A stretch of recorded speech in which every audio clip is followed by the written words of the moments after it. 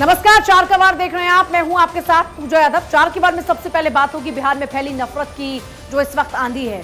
क्यों लगातार हिंसा की तस्वीरें लोगों को डरा रही हैं, जिस पर बिहार में कार्रवाई तेजी से चल रही है। चार के वार की अगली खबर बता रही मेरे सहयोगी करिश्मा सचदेव। बिल्कुल, देखिए चार की वार में अगली खबर और दूसरी खबर चार की वार की मैं आपको बताऊंगी, जहां पे महाराष्ट्र में सावरकर के नाम पर जो सियासत गरमाई है, क्योंकि आज एकनाथ शिंदे ने सावरकर गौरव यात्रा की शुरुआत की, जिसको लेकर संजय राउत ने पलटवार किया। इस खबर पर आगे आप तक हम डिटेल्स पहुंचाएंगे। अब चार की वार की तीसरी खबर जान लीजिए मेरी सहयोगी महिमा सिंह। देखिए चार के वार में तीसरी बड़ी खबर मैं आपको बताऊंगी यूपी से है, जहां पर योगी सरकार सीबीएसई बोर्ड के 11वीं 12वीं के सिलेबस में बदलाव कर चुकी है। खबर यह कि मुगल इतिहास को मिटाया गया है। अगली खबर आपको बताएंगे मेरी सहयोगी अमृता गर्ग। नमस्कार, चार के बाद में मैं हूं अमृता गर्ग आपके साथ और आखिरी खबर की बात करेंगे। आकांक्षा दुबे मौत मिस्ट्री की आखिरी खबर होगी, क्योंकि इस पूरे मामले में जैसे जैसे जांच आगे बढ़ रही है वैसे वैसे रहस्य और गहराता जा रहा है। इस खबर पर पूरी खबर विस्तार से जानकारी के साथ आपको बताएंगे, लेकिन अगली खबर के लिए रुख करेंगे पूजा का। देखिए बिल्कुल, जहां तक बात बंगाल से लेकर बिहार तक करें तो बंगाल से लेकर बिहार तक हिंसा की तस्वीरों ने हर किसी को चिंता में डाल दिया है। सवाल यह है कि क्या सरकारें कानून व्यवस्था संभालने में नाकाम हो गई हैं?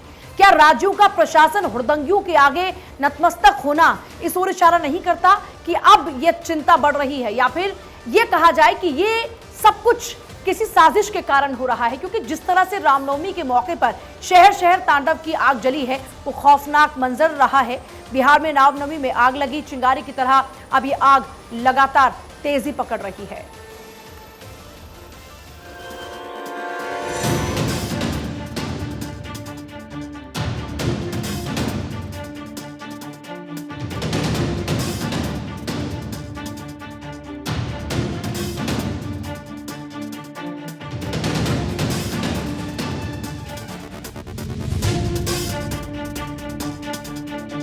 रामनवमी पर राम को चाहने वालों ने शोभा यात्रा निकाली। जय श्री राम के नारों की गूंज सुनाई दी।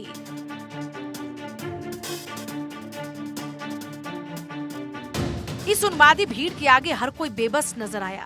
क्या लोग, क्या प्रशासन, क्या वो लोग जो इस शोभा यात्रा में शामिल रहे, जो हिंसा के समर्थक नहीं थे, वो सब दंगाइयों के आगे बेबस नजर आए। क्योंकि कहीं से पत्थर चल रहे थे तो कहीं से आगजनी की जा रही थी, कहीं लोगों के घरों को ही निशाना बनाया जा रहा था। बिहार में तो दंगाइयों का आतंक रुकने का नाम नहीं ले रहा। हालात ये हैं कि सुशासन बाबू के राज में दंगाई खुलेआम चुनौती दे रहे हैं। सासाराम, नालंदा, गया, भागलपुर और मुंगेर, बिहार के ये 5 जिले हिंसा की आग में झुलस गए। प्रशासन ने भड़की चिंगारी को बुझाने की कोशिशें की, लेकिन दंगाई लगातार कानून व्यवस्था को चुनौती देने में लगे हुए हैं। अलग अलग इलाकों में तनाव बढ़ाने की कोशिश की जा रही है, फिर भी सरकार सुरक्षा का भरोसा दिला रही है।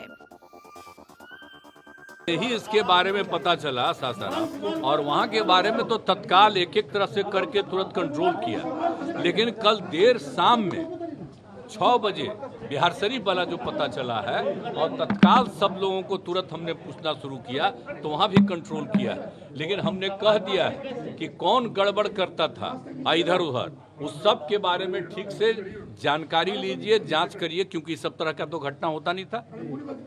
सब दिन बिल्कुल अच्छे ढंग से चल रहा था, आप जानते ही ना, वर्षों से सब ठीक ठाक, थोड़ा बहुत इधर उधर करता था, उस पर एक्शन भी तुरंत करते थे लोग। इस बार आज काहे कर रहा था इतना, तो हमने कहा सब तरह से पूरे तौर पर देखिए, और बड़ा तकलीफ हुआ।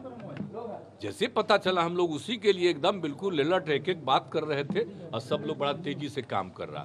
तब वो सब नहीं, कोई गड़बड़ जो भी किया है वो सबको वो पता करके एक्शन लेगा अपने ढंग से, जो उसका अधिकार है। तो हमने कहा कि जरूर तेजी से देखिए इसका। शहर शहर भड़की चिंगारी पर अब सियासी हंगामा भी जारी है। केंद्रीय मंत्री गिरिराज सिंह ने पूछा, आखिर सरकार को जब आशंका थी तो सुरक्षा के पुख्ता इंतजाम क्यों नहीं किए गए? कह रहा जिलाधिकारी के आदेश से ये धारा लगा है, निकल जाए, बंद हो जाए, घर चले जाए, भाग जाए, क्या क्या कह रहा है। ये कह रहे हैं इनके नेता से लेके इनके अधिकारी तक, ये जानबूझ करके संरक्षण में हिंदुओं के ऊपर सोची सब। नालंदा में तो 200% सोची समझी। आखिर रामनवमी का जुलूस निकलना था, तो सरकार क्या पहले से सजग नहीं थी? इसको तो एक जुडिशियल इंक्वायरी होनी चाहिए। इसमें कोई दो राय नहीं कि बिहार में हिंसा की आग ने सुरक्षा के दावों पर सवाल दाग दिए। अब ये भी देखना होगा कि सरकार दंगाइयों के खिलाफ आखिर क्या कार्रवाई करती है। बिहार शरीफ के पहाड़पुर का इलाका है जहां पर गुलशन कुमार की गोली मारकर हत्या कर दी गई है। बताया जा रहा है गुलशन कुमार राशन लाने के लिए पास के बाजार में गया था, लेकिन वहां पर उपद्रवियों ने उसे गोली मार दी। गोली लगने के बाद उसे नालंदा सदर अस्पताल ले जाया गया, लेकिन वहां से डॉक्टरों ने उसको पावापुरी के लिए रेफर कर दिया था, लेकिन रास्ते में उसने दम तोड़ दिया। यहाँ गुलशन के कुछ परिवार के लोग हैं। क्या हुआ घटना बताइए। बापा मैया के लेके चल गए सर, आ गोलियां मार दे के बापा मैया के लेके चल गए, ओकरो ने छोड़ रहले सर। आदमी के गिरफ्तार के लिए करने के लिए कोई पता नहीं है कहीं। क्यों गिरफ्तार किया है? अब क्या मुसलमान ना धैले या कुल के अथी के लिए कब्जा में रख ले, अब मार डाल के की जन के लिए लेके पुलिस वो काहे नहीं दिया पहले पुलिस वो कहना पुलिस दे देता तो झगड़ा होता है आगे। आप लोग को डर था कि इस तरह घटना हो सकता है? हाँ डर था, काहे नहीं दिया पुलिस? एक गाड़ी आया तो चल गया खड़ा पर, काहे नहीं दिया पुलिस? क्योंकि नालंदा में भड़की आग ने न सिर्फ इंसानियत को शर्मसार किया बल्कि लाखों करोड़ों की संपत्ति को जलाकर खाक भी कर दिया। इतना ही नहीं, पहाड़पुर में उपद्रवियों ने नाबालिग गुलशन को गोली मार दी, जिसकी इलाज के दौरान मौत हो गई। अब पीड़ित परिवार न्याय की गुहार लगा रहा है। हिंसा की आग में जलते बिहार पर केंद्र सरकार ने संज्ञान लिया और बिहार की कानून व्यवस्था पर चिंता जाहिर की। साथ ही बिहार में अतिरिक्त अर्धसैनिक बल भेजने की बात भी कही है, क्योंकि बिहार सरकार ने केंद्र सरकार से सुरक्षा बलों की मांग की थी। क्योंकि बिहार शरीफ में पत्थरबाजी और गोलीबारी हुई, इसमें एक शख्स की मौत हुई, कई लोग घायल हुए। वहीं सासाराम में रामनवमी के अगले दिन पत्थरबाजी और आगजनी ने तनाव बढ़ाने में मदद की। वहीं सासाराम में रामनवमी के अगले दिन ही पत्थरबाजी और आगजनी ने और तनाव बढ़ा दिया। गया में भी उपद्रवियों ने जमकर उत्पात मचाया। इन घटनाओं पर पुलिस ने कार्रवाई शुरू कर दी है। बिहार को हिंसा की आग में झोंकने वालों की गिरफ्तारी शुरू हो चुकी है। अब तक कुल 125 से ज्यादा लोगों की गिरफ्तारियां हो चुकी हैं। बिहार शरीफ में ही 80 से ज्यादा लोग गिरफ्तार हुए। सासाराम में 26 से ज्यादा लोगों की गिरफ्तारी हुई, जबकि गया में 16 से ज्यादा लोगों की गिरफ्तारियां हो चुकी हैं। रोहतास में हिंसा को देखते हुए स्कूल और मदरसों को 4 अप्रैल तक बंद कर दिया गया। बेकाबू होती भीड़ का अंदाजा इन तस्वीरों से बेहतर लगाया जा सकता है, क्योंकि नालंदा में एक मॉल में घुसकर उपद्रवियों ने लूटपाट को अंजाम दिया, जिसे जो मिला वो लेकर चला गया। तस्वीरों को गौर से देखिए, ऐसा लगता है जैसे एक दूसरे में होड़ लगी है, कौन कितना लूटेगा। वैसे जिसको जो मिला वो लेकर चलता बना। Bureau report, Bharat 24।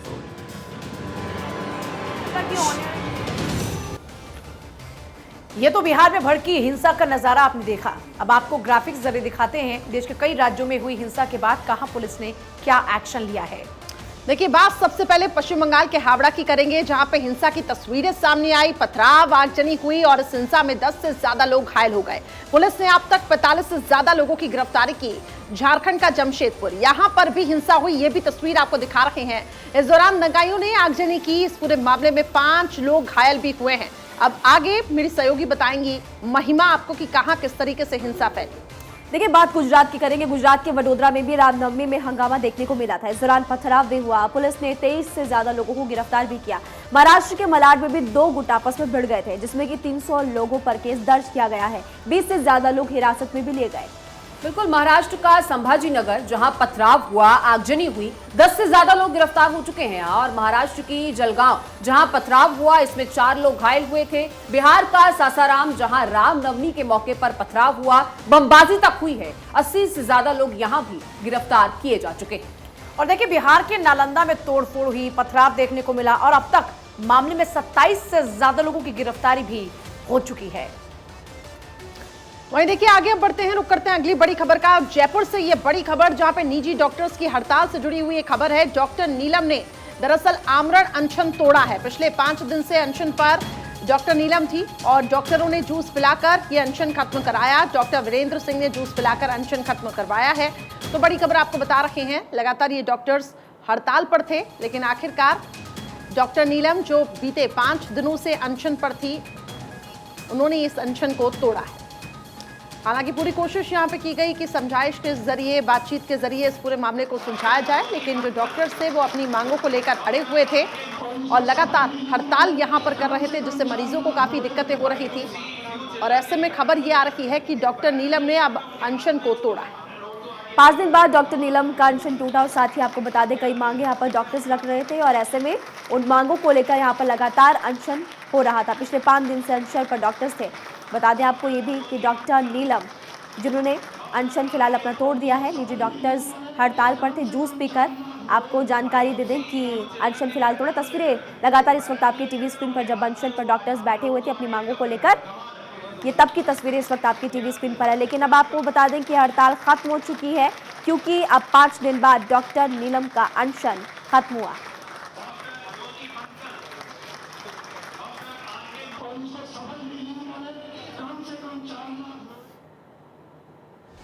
बात अब महाराष्ट्र की करेंगे, जहां पे सावरकर के नाम पर सियासी हंगामा जारी है। महाराष्ट्र में एकनाथ शिंदे और बीजेपी ने मिलकर मैं भी सावरकर पोस्टरों के साथ वीर सावरकर गौरव यात्रा निकाली।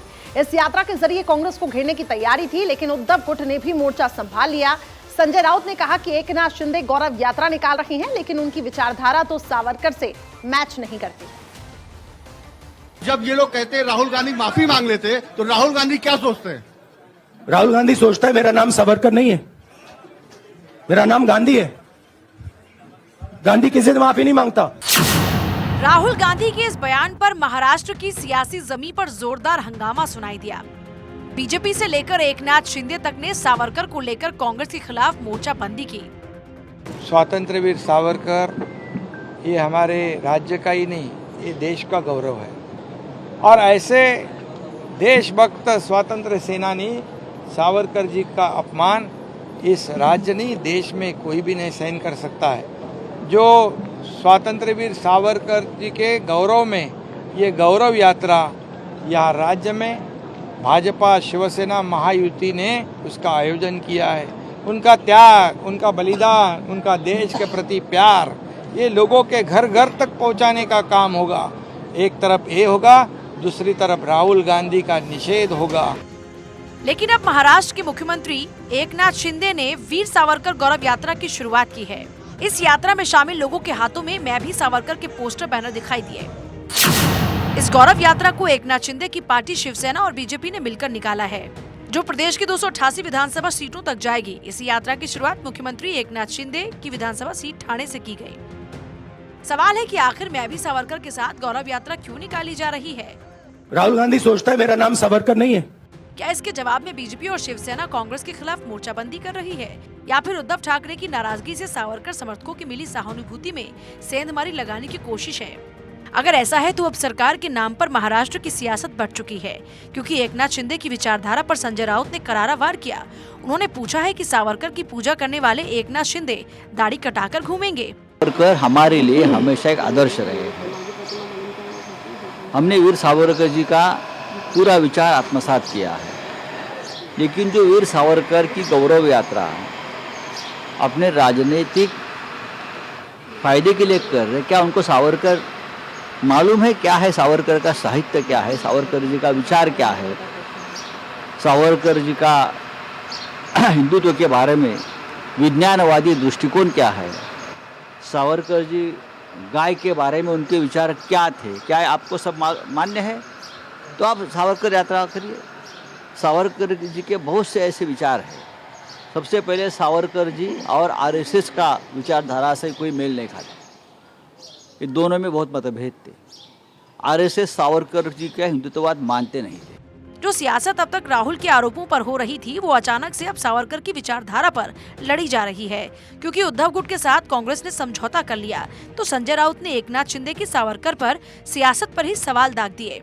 हमने वीर सावरकर जी का पूरा विचार आत्मसात किया है, लेकिन जो वीर सावरकर की गौरव यात्रा अपने राजनीतिक फायदे के लिए कर रहे, क्या उनको सावरकर मालूम है क्या है? सावरकर का साहित्य क्या है? सावरकर जी का विचार क्या है? वो कहते हैं ना कि बात निकली है तो दूर तलक जाएगी। भले ही कांग्रेस को उद्धव ठाकरे गुट से राहत मिल गई हो, लेकिन महाराष्ट्र की सियासत करने वाले शरद पवार ने वीर सावरकर पर राहुल गांधी को घेर लिया। श्रीमान शरद पवार इस बात को स्वीकार कर रहे हैं कि वीर सावरकर जी का त्याग, समर्पण, देश के लिए किया हुआ उनका महान कार्य नकारा नहीं जा सकता। उनका यह बयान अपने आप में राहुल गांधी जी के मुंह पर करारा तमाचा है। या तो राहुल गांधी जी का अध्ययन कम है, या अध्ययन होने के बावजूद भी क्या उनकी नासमझी है,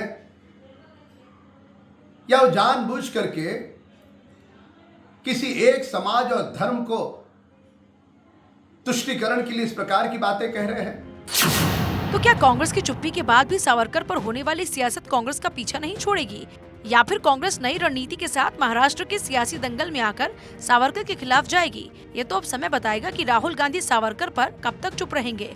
ब्यूरो रिपोर्ट, भारत 24। आपको बता दें कि यूपी में सीबीएसई बोर्ड ने दरअसल 12वीं के सिलेबस में बड़ा बदलाव किया है। नए सिलेबस में मुगलों के इतिहास को हटा दिया गया। साथ ही मशहूर शायर फैज अहमद फैज की कविताओं के भी कुछ अंश हटाए गए। नए सिलेबस को आगामी सत्र में लागू किया जाएगा। बदली हुई किताबें बाजार में पहुंच चुकी है। आप देखिए रिपोर्ट।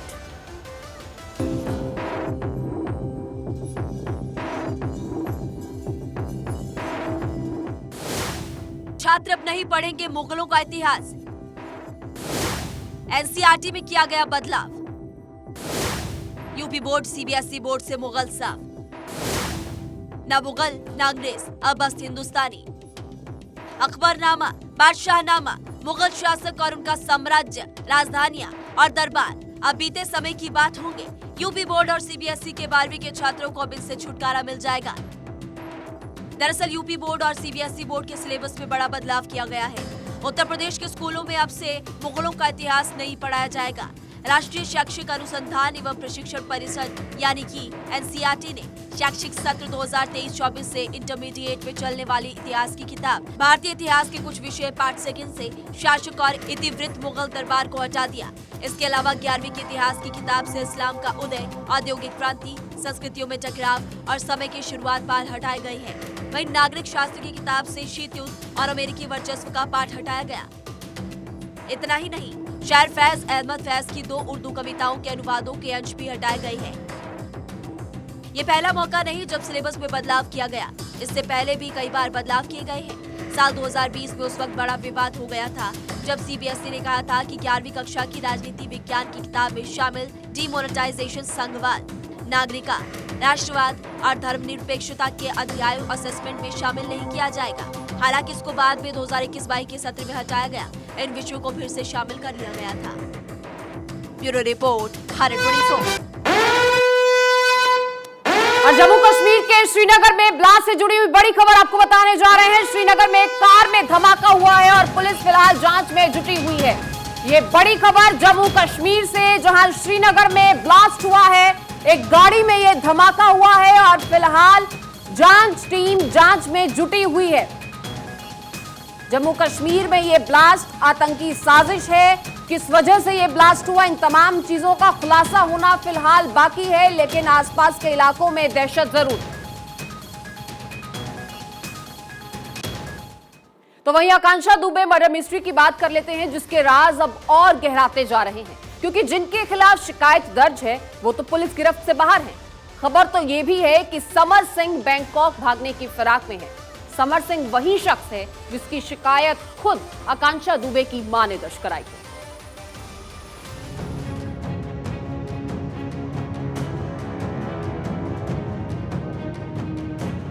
भोजपुरी अदाकारा आकांक्षा दुबे की संदिग्ध मौत का राज लगातार गहराता जा रहा है। सवाल है कि आखिर आकांक्षा दुबे ने आत्महत्या क्यों की? ऐसी कौन सी मजबूरी थी जिसकी वजह से सिल्वर पर्दे पर चमकने वाली अभिनेत्री फांसी की फंदे से लटक गई? सवाल अब वही है कि क्या आकांक्षा दुबे ने खुदकुशी की या फिर हत्या कर उसको आत्महत्या दिखाने की कोशिश की साजिश रची गई। इस मामले में पीड़ित परिवार ने शिकायत की है, जिस पर समर सिंह और उसके भाई संजय सिंह पर गिरफ्तारी की तलवार लटक रही है। खबर है कि समर सिंह बैंकॉक भागने की फिराक में है, जिसकी मदद मैनेजर अफजल कर रहा है। इसकी शिकायत आकांक्षा दुबे की मां ने वाराणसी में दर्ज कराई है। उनके पासपोर्ट भी पुलिस को सौंपे गए, क्योंकि आकांक्षा दुबे के कामकाज का पूरा हिसाब अफजल के पास रहता था। आकांक्षा की मौत की जांच जैसे जैसे आगे बढ़ रही है, वैसे वैसे मौत के पीछे का रहस्य और गहराता जा रहा है। आकांक्षा की मां ने समर सिंह पर पैसों के लेन देन में गड़बड़ी करने का आरोप लगाया। आकांक्षा दुबे की मां आज सीपी के पास पहुंची हैं, आज सीपी साहब के पास पहुंची थी, क्या बोले हैं सीपी साहब तक? सीपी साहब ने मुझे आश्वासन दिया, अभी तो आज मैं उनके पास आई, इसके पास मेरे प्रशासन उनका 7 दिन हो गया, मुझे कुछ सुनवाई नहीं हुआ, तो आज मैं बड़े साहब के पास आई हूँ। सीपी साहब मुझे आश्वासन ये भी दिए हैं 24 घंटा का मुझे माने मिला है टाइम कि 24 घंटे में आरोपी गिरफ्तार होंगे। मैं 24 घंटा देख ले, क्योंकि अभी होटल मैनेजर भी नहीं गिरफ्तार हुआ, ना संदीप सिंह गिरफ्तार हुआ, और जिसके पार्टी में गई तो वो आदमी औरत वो लोग को भी गिरफ्तार किया जाए, मैंने नाम लिखाया है, तो पता चलेगा किसका पार्टी था, कौन कौन वहाँ पे था। हाँ, 24 घंटे के बाद अगर नहीं कार्रवाई होती है, नहीं सुनो, सीधे योगी आदित्यनाथ के पास जाऊंगी अपना फुकाल लेके। कल एक सीसीटीवी भी वायरल हो रहा था जिसमें आकांक्षा, हाँ मैंने सीसी फोटेज जब मांगा होटल का तो मुझे नहीं दिया गया। हम लोग जैसे ही चौकी से घर पे जा रहे वैसे ही वो सीसी फोटेज वायरल हो गया। कौन वायरल किया? अगर होटल का मैनेजर ने किया तो किससे पूछ के किया? प्रशासन से ही मिलके किया होगा। प्रशासन जिस पे आरोप लगा रही हैं, क्या वो किसी पार्टी से भी ताल्लुकात रखता था? कौन? हाँ, समाजवादी पार्टी से समर सिंह। हाँ, वो समाजवादी पार्टी से खड़ा था, चुनाव भी लड़ने वाला था। हाँ। क्या धौस भी दिखाता था, धमकी उमकी भी देता था पार्टी? तभी तो धौस दिखाता था, धमकी देता था हमेशा। मैंने जान से मार दूंगा, मेरा कोई कुछ नहीं कर सकता है, मेरी लड़की को इस डरवा धमका के रखता था। जब मेरी लड़की बोली कि भाई ठीक है देखती हूँ, तो चंगुल से निकली तो मरवा दिया, मार डाला जान से कि न रहेगी ना तो बनाएगी। जब कैरियर बुलंदी छूने लगी, सोचा अब तो और बुलंदी छू लेगी। आकांक्षा सुसाइड मिस्ट्री के करीब 7 दिन गुजर गए, लेकिन अब तक मामले में पर्देदारी जारी है, क्योंकि जिनके खिलाफ शिकायत दर्ज हुई है वो यूपी पुलिस की गिरफ्त से बाहर है। दरअसल वाराणसी के सौमेंद्र होटल में भोजपुरी फिल्म की अभिनेत्री आकांक्षा दुबे ने बीते 25 मार्च को फांसी लगाकर आत्महत्या कर ली। आकांक्षा दुबे सौमेंद्र होटल के 105 नंबर कमरे में 2 दिन तक ठहरी हुई थी, जिसको पुलिस ने सीज कर दिया है। बताया जा रहा है कि आकांक्षा दुबे एक फिल्म की शूटिंग के सिलसिले में वाराणसी पहुंची थी, जहां से उसकी अर्थी उठी। सवाल है कि आखिर मौत का राज क्या है? किसने उसको फांसी लगाने पर मजबूर किया? क्या पैसों के लालच में आकांक्षा दुबे की हत्या कर दी गई, या फिर कोई और राज है जिसकी वजह से सुसाइड कर लिया? Bureau report, Bharat 24। और चलिए 4 के बार में फिलहाल आज के लिए इतने वक्त हो चला एक छोटे से ब्रेक का। ब्रेक के बाद खबरों का सिलसिला लगातार रहेगा जारी। बने रहिए भारत 24 के साथ। नमस्कार।